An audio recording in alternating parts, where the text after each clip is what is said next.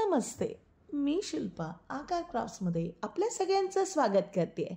आज आम्ही घेऊन आलो आहे अगदी अशी रांगोळी जी तुम्ही पाटाभोवती दारापुढे उंबरठ्यावर बॉर्डर रांगोळी म्हणून ताटाभोवती अगदी छोट्याशा तांब्याच्या पात्राभोवती अगदी कळसाभोवती आणि पूजेमध्ये मांडणाऱ्या अशा हर एक गोष्टीसाठी ज्यासाठी आपण आरास करत असतो, शोभेच्या गोष्टी ठेवत असतो आणि त्याचबरोबर त्याच्या बाहेरून आपण रांगोळी काढत असतो। पण इथे आपण ह्याची मजा घेणार आहोत ज्यामध्ये आपण रांगोळी काढायचे कष्ट नाही घेणार आहे, तर बनवायचे एकदाच कष्ट घेणार आहोत आणि ती वारंवार वापरणार आहोत। अगदी व्हिडिओमध्ये दाखवलेल्या पद्धतीने आणि अशा बऱ्याच वस्तूंसाठी तुम्ही ही रांगोळी वापरू शकता। कशी वाटली ही रांगोळी? चला तर मग पाहूया कशी बनवायची ते।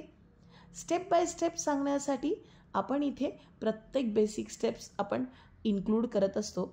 आणि इथे पहा, मी ही प्रिंटआउट गुगलवरून काढली आहे। आता बऱ्याच जणींचे हे डाऊट्स आहेत की ही डिझाईन कुठून मिळेल किंवा कशी मिळेल। प्रिंटेस्ट, गुगल आणि अशा बऱ्याच साईट्स आहेत ज्याच्यावर तुम्हाला डिझाईन्स मिळून जातील। आता इथे पहा, A4 OHP शीटवर मी ती प्रिंटआउट ट्रेस करून घेतली, पण मागच्या साईडला उलटी करून मी त्याच A4वर दुसरीसुद्धा फुलं आणि पानं काढून घेतली आहेत। कळलं ना मी इथे नक्की काय केलं आहे? म्हणजे आपल्याला दोन्ही साईडची पानं फुलं मिळून जातील। आहे ना छान अशी आयडिया? आता मागच्या साईडला काय आपल्याला डिझाईन्स असायलाच हवी असं नाही आहे, त्याच्या जे लाईन्स दिसतात त्यावरसुद्धा तुम्ही ट्रेस करू शकता। OHP शीट आपल्या प्रिंटआउटवर ठेवली आहे आणि परमनंट मार्करने त्यावर ट्रेस करून घेतलं आहे।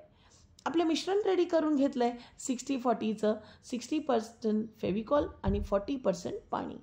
अगदी थोडंसं घट्टसर करायचं आहे। तुम्हाला जर प्रमाण करत नसेल तर घट्ट असं थोडं झालं पाहिजे, म्हणजे जसं फेविकॉल MR असतो तसं एवढं घट्ट आपण त्यावर लावू नाही शकणार, म्हणून अगदी हलकंसं त्यामध्ये पाणी टाकायचं आणि इथं मिश्रण आपल्या OHP शीटवर लावत जायचं हळूहळू अगदी डिझाईन आणि शेपमध्ये, आणि आपली रांगोळी त्यावर टाकायची। पेपरने त्यावर दाब द्यायचा हलका हलका असा आणि उरलेली रांगोळी झटकून काढायची। फार सिंपल आणि सोपी पद्धत आहे रेडी रांगोळी बनवण्याची। पण या रेडी रांगोळी बनवूनसुद्धा जर तुम्हाला ते वेगवेगळ्या पद्धतीने वापरता नाही आलं तर काय कराल? रेडी रांगोळी कशी बनवायची ही स्टेप तर माहिती आहे, पण अजून सुरुवात नाही केली आहे तर काय कराल? आणि त्या सगळ्या मार्गदर्शनासाठी हा व्हिडिओ नक्की पूर्ण पहा।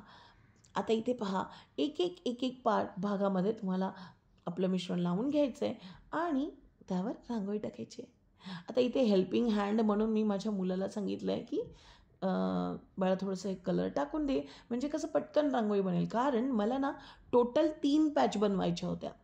आता तुम्हाला व्हिडिओमध्ये तर 2 पॅचेस दिसत आहेत, पण मला टोटल 3 पॅच बनवायच्या होत्या। कारण पाठाभोवती जर आपण काढत असू तर ही L शेपमध्ये साईडला येऊन जाईल आणि पुढच्यामध्ये आपल्याला अगदी वेगळी फुलं लागणार आहेत। पाटाभोवती रांगोळी काढणं ही एक पारंपरिक भारतीय कला आहे। विशेषतः सण समारंभामध्ये घरच्या प्रवेशद्वारावर रांगोळी काढली जाते, हे तर आपल्या सगळ्यांनाच माहिती आहे। रांगोळीचं महत्त्व धार्मिक, सांस्कृतिक आणि सामाजिक तर आहेच मैत्रिणींनो, पण त्याचबरोबर आहे मोहक आणि सुंदर मन मोहून टाकणारं अशी डिझाईन। म्हणजेच सगळ्यांना माहिती आहे की रांगोळी काढल्यानंतर घरातलं वातावरण शुभ मंगल होतं आणि घरात सकारात्मक ऊर्जा येतेच, पण ना त्याबरोबर मला असं वाटतं एक आपल्या घराला ब्युटिफिकेशनचं असं लूक येतं, म्हणजे सुंदरतेचं रूप असं येतं।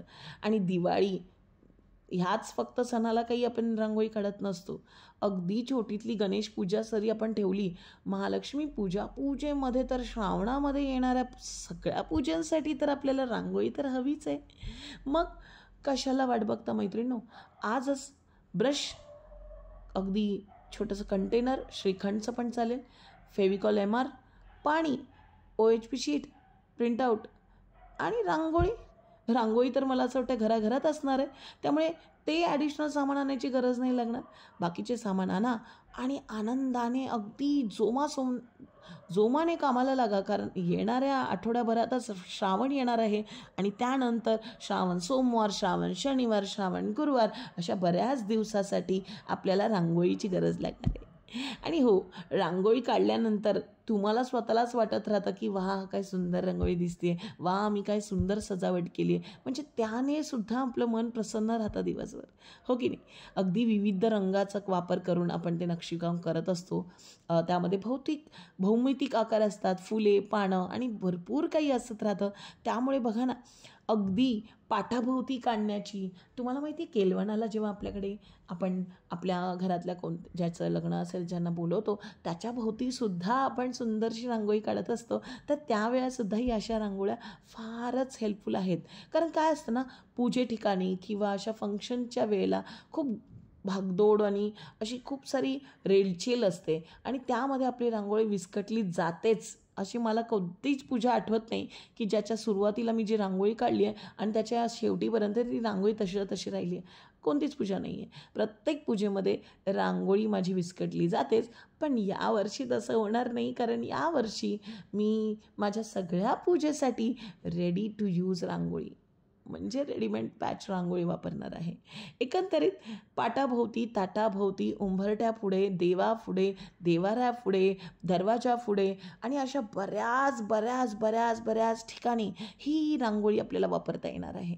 आणि हो, मंगल कार्य तर आहेच रांगोळी काढल्यानंतर, पण त्याचबरोबर तुमच्या घरात जे लोक येतील ती लोकंसुद्धा तुमच्या या रेडी रांगोळीला दाद देतील आणि नक्कीच ते बोलतील की वाह काय सुंदर डिझाईन आहे.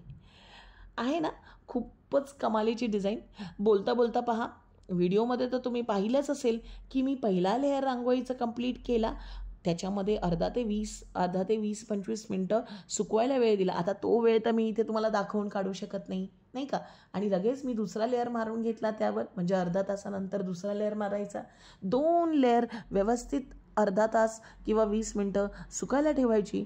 तर इथे पहा, सगळेजण मला कळतच नाही, व्हिडिओच्या सगळ्या स्टेप बाय स्टेप मी इथे सांगत असते, तरीही कमेंटमध्ये हा व्हाईट कलर कोणता वापरला आहे, हा कलर कोणता आहे, हा कलर आहे ॲक्रेलिक फेविक्रिलचा ॲक्रेलिक व्हाईट कलर, जो मी इथे बॉर्डरसाठी वापरत आहे.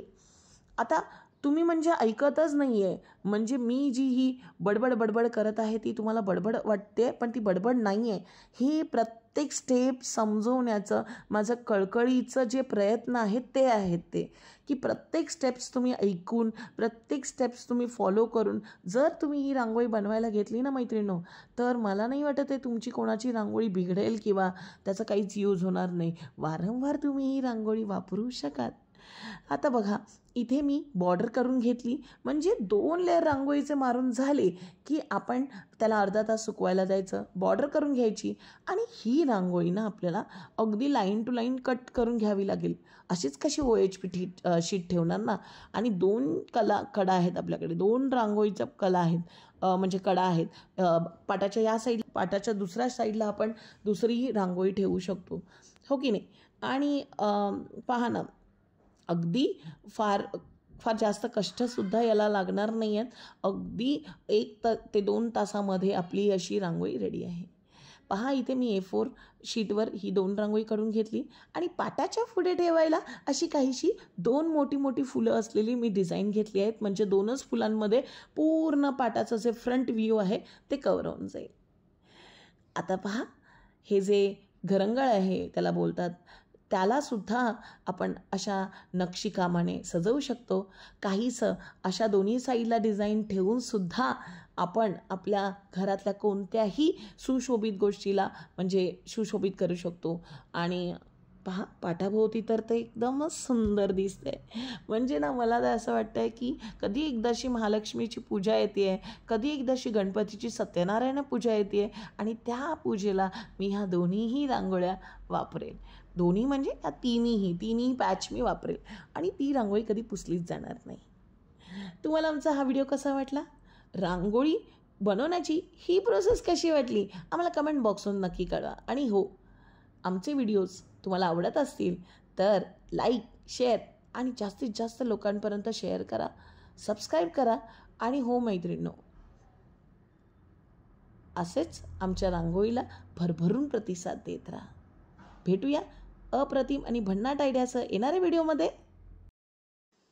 धन्यवाद.